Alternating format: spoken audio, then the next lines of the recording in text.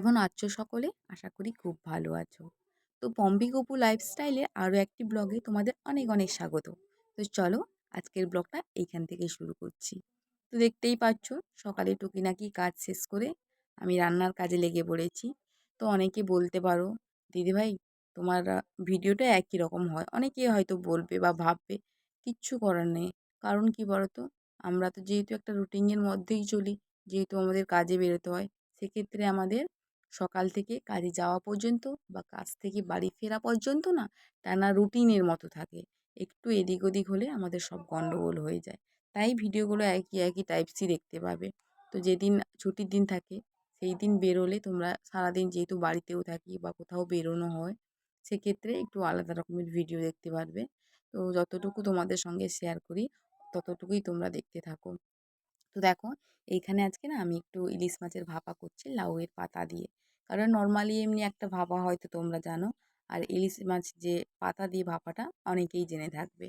তো দেখো, এক পাশে আমি রান্না করছি আর এক পাশে আমার শাশুড়ি মা রান্না করছেন।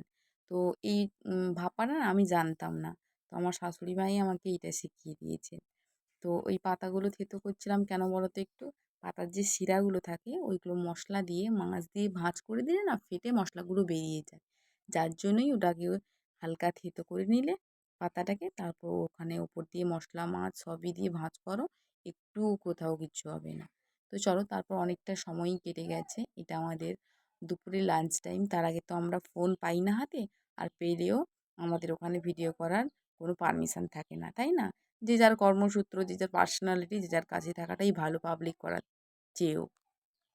তো এখানে দেখতে পাচ্ছ বরের রিয়াকশান। তো বললাম ভাপাটা খাচ্ছ, কেমন হয়েছে বলো।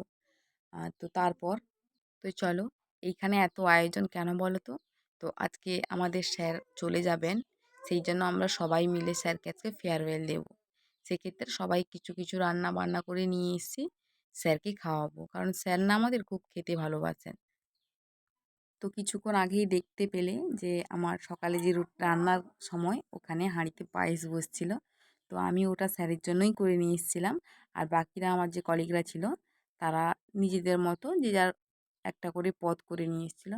তো স্যারকে খেতে দিয়েছি, আর সবাই দেখো সবাইকে নিয়ে একটু ভিডিও শ্যুট করে নিয়েছি।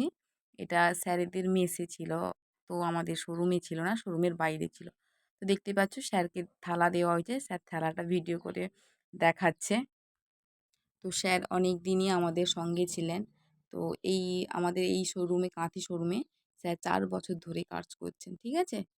তো স্যার চলে যাবেন, খুবই আমাদের কষ্ট হচ্ছে। তো যাই হোক, দেখতেই পাচ্ছ কাজ থেকে ফিরে এসে এটা দেখো আমার বরের অবস্থা দেখেছো? ও কাজ থেকে এসেই না চেঞ্জ করেই ১ম এই ফোন নিয়ে পড়ে থাকে। তারপর বললাম চলো একটু ক্যামেরাটা ধরো। তো ও ধরে দিয়েছে। তারপর সোজা চলে এসেছি খাওয়ার টেবিলে। অনেকটাই রাত হয়ে যায়। আজকের ভিডিওটা এখানেই বন্ধ করছি।